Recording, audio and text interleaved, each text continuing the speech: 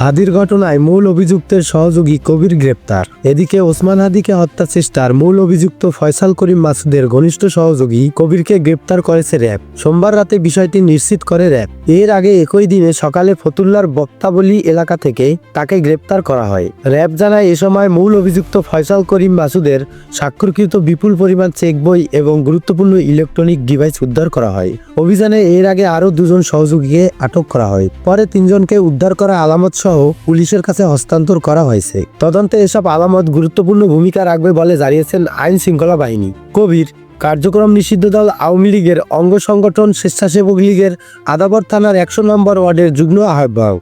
তার বিরুদ্ধে অস্ত্র, মাদক ব্যবসা, ডাকাতি, চাঁদাবাজি ও কিশোর গ্যাংয়ের নেতৃত্বে দেওয়ার অভিযোগ রয়েছে বলেও জানায় র্যাব।